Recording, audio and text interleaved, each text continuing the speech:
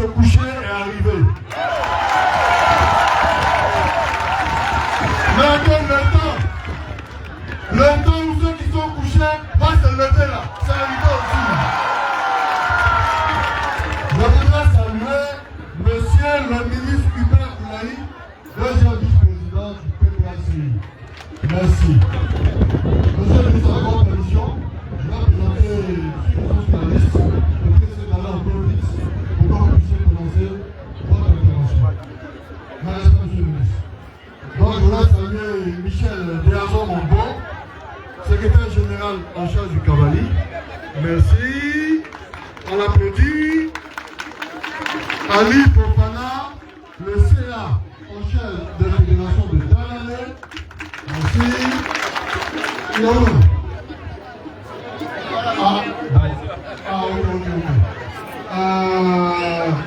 Doua Bondei. Ok. Le parrain, il est où le parrain? Il est là, il est à côté du ministre. Le parrain. Merci beaucoup. Je voudrais saluer Dr Mécason Camus. Merci camarade, merci. Merci. Je vous regarde aussi.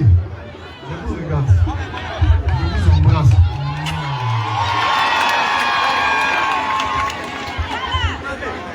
Je voudrais saluer d'appeler Patrice, secrétaire général de la fédération de Kuala-Lumpur. Voilà. Félicitations. C'est Kuala-Lumpur. Tous les honorables chefs de village, les membres des bureaux fédéraux, les secrétaires généraux. Bon, ce n'est pas écrit ici, hein. Mais ce n'est pas écrit. Mais je voulais saluer toutes les associations de femmes et toutes les femmes qui sont ici.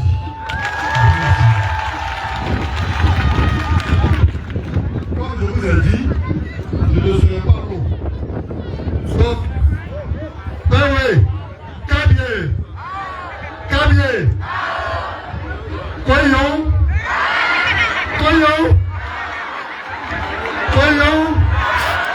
Kwayoum.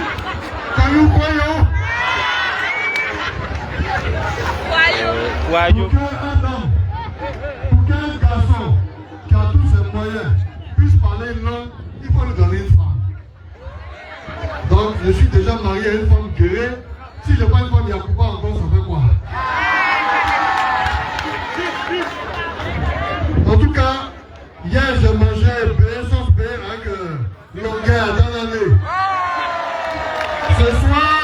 Ce soir, on m'a promis la sauce béer avec grenouille.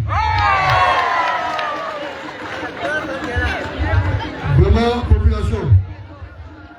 Je suis là ici.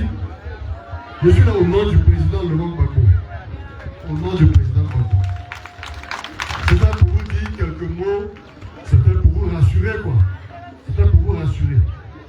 Pour vous dire que le président, il est comme cette jeune belle femme. Il va bien. Il va bien. Et il va très bien. Et il va venir ici le moment venu. Là, il vous salue. Alors, au-delà de ça, vous devez comprendre que il est déjà venu ici, est-ce que vous le savez? Pour les plus jeunes. Il était venu en 92. Il était venu en 97. 92-97. Les anciens se souviennent. Wow. Et quand il est arrivé aux affaires, c'est-à-dire quand il est devenu président de la République, il n'a pas oublié ceux avec lesquels il marchait. Il avait nommé par exemple Thierry Roche d'Assomption, Guy Freedom. Il avait nommé ambassadeur en Iran. Merci. Donc je vais citer quelques noms. Je vais citer Douati, le ministre à son âme. Le ministre Douati, ministre de l'Agriculture. Est-ce que vous vous souvenez du ministre Oulaï Siéné? Est-ce que vous vous souvenez de mon ami, le ministre à son âme, Gay Frank? C'est-à-dire c'est tout le Tombouy même qui étaient concernés. Est-ce que vous vous souvenez du ministre Rodel? Le ministre Rodel, ministre des anciens combattants des blessés de guerre, qui est actuellement en prison. Est-ce que vous vous souvenez du DG Mongli? Mongli, père son homme. Est-ce que vous vous souvenez de mon ami Siaba Hervé, de Ma, etc., etc. C'est-à-dire, moi, j'aime parler avec les faits. Gbagbo, quand il est devenu président, il a nommé, c'est le président qui a nommé le plus de cadres Yacouba en Côte d'Ivoire. Ça, c'est pas le monde. Mais je ne vais pas citer tout le monde. Mais il y en a qui disent oui, papa, pendant la guerre là, on ne le voyait pas beaucoup. Mais qui voyait le président beaucoup pendant la guerre? Ici là même là, qui commandait ici? Qui commandait ici? Les rebelles sont venus tout gâter ici. Donc c'est la raison pour laquelle il avait du mal à venir ici et qu'il envoyait des gens. C'est tout. Mais il ne vous a jamais oublié. Il ne vous a jamais oublié. Maintenant, est-ce que vous-même, vous vous souvenez de ce que lui-même il a vécu? Parce que ce qui vous bloquait ici, là, c'est ce qui le bloquait. Moi, je me souviens, quand nous étions à la résidence, et puis les bombes des gens là venaient. Ouh, ouah. On n'a qu'à faire quoi, non? Ouh, ouah. Ouh, ouah. Jamais, au nom de Dieu, je ne pensais moi qu'un jour, j'allais me retrouver à Anthony Yacouba, en territoire Yacouba, en train de parler à la population Yacouba. Ça, c'est pas l'œuvre de Dieu, ça. C'est pas l'œuvre de Dieu, ça. Voilà. Et je suis son fils. Vous savez, aujourd'hui, on n'a qu'à se dire la vérité. Gbagbo atteint un certain âge. Il ne peut plus courir partout comme il courait avant. Donc quand il vient doucement, et puis il part. Mais avant qu'il ne vienne, il envoie son fils pour dire qu'il arrive. C'est pour ça que je suis là. Tant qu'il y a un seul Ivoirien qui va souffrir des gens là, Gbagbo sera toujours dans le combat. Et je serai toujours là à côté de lui. Et le ministre Oulaï sera toujours là à côté de lui. Donc c'est pour ça que je suis venu. Pour vous dire ça. Sinon, on sait ce qui s'est passé ici. On sait toutes les destructions qui ont eu lieu ici. Il y a des chefs même qui ont dû fuir parce qu'ils ont voté Gbagbo. Leurs frères, ils ont pu se retrouver au Libéria. On a 2 km du Libéria, on n'est pas loin. Et puis ça, c'est quand tu prends la frontière. Sinon, si tu vas dans le village de Batois, à côté ici, quand tu passes même en tentant du Libéria. Donc, on est à côté et on sait que les gens sont venus et que ça peut passer. Il y a des gens même qui ont dû payer un poulet pour entrer dans leur propre village. Après. Donc, on sait ce qui se passe. Alors, le message, avant que le ministre ne parle, le message que le président Laurent Gbagbo m'a dit de vous dire, c'est Yako. Yako. Yako. Yako pour tout ce que vous avez souffert. Yako. Yako. Mais Dieu, le miséricordieux, n'a pas fini de s'adresser à la Côte d'Ivoire à travers le roi Gbagbo. Dieu n'a pas fini. Lui qui est capable de voir la pierre noire dans le noir, il a pris le Gbagbo du pays où on ne revient jamais, et puis il a ramené en Côte d'Ivoire.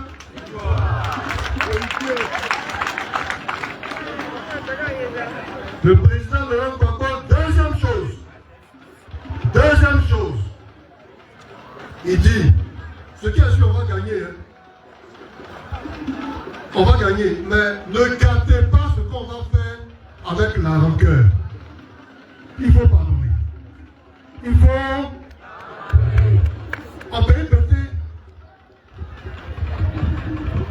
Quand tu es rancunier là, on appelle ça poison. C'est-à-dire toi-même tu t'empoisonnes, tu te tues toi-même. Donc on a qu'à enlever la rancœur de notre cœur et puis on va avancer. La lumière de Dieu qui est blanche et éclatante va s'étaler sur notre pays. Nous allons récupérer le pays. Mais il ne faut pas qu'on le récupère avec de la rancœur. Ceux qui sont PPAC, ceux qui ne sont pas PPAC, ceux qui sont Bako, ceux qui ne sont pas Bako, tous ceux qui sont en Côte d'Ivoire, Dieu a ramené Bako ici, c'est pour vous tous.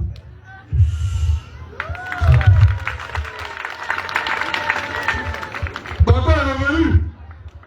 Il aurait pu s'asseoir et dormir. Mais il dit, mais pourquoi? Pourquoi?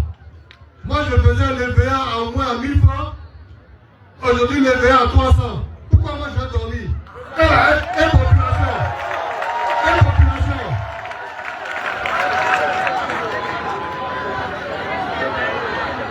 Ils sont là en train de prendre des lois. Oui, les gens vont prendre cacao au Guinée. Les gens vont prendre cacao au Libéria. Mais pourquoi vous ne votez pas le prix du cacao alors? Pourquoi vous bouffez l'argent des populations? Jamais, par contre, quand il voit l'Ivoirien souffrir, il va rester la bouche fermée, il va être au combat. Et c'est pour vous.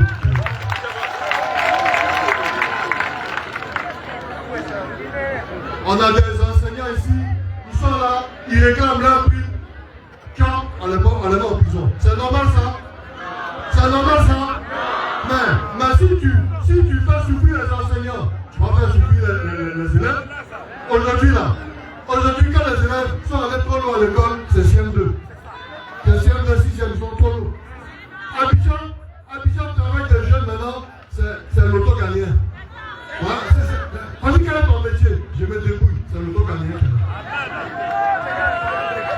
Ça là c'est le métier.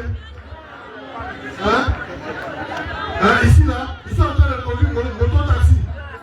Mais tu vas conduire moto-taxi, quand tu vas avoir 50 ans, puis derrière, on te fait mal. Tu marches pas pour ta pièce.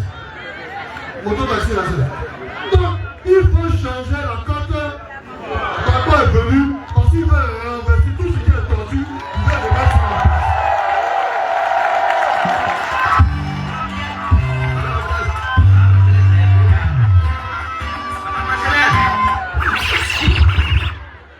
N'écoutez pas les vendus. N'écoutez pas les voleurs. N'écoutez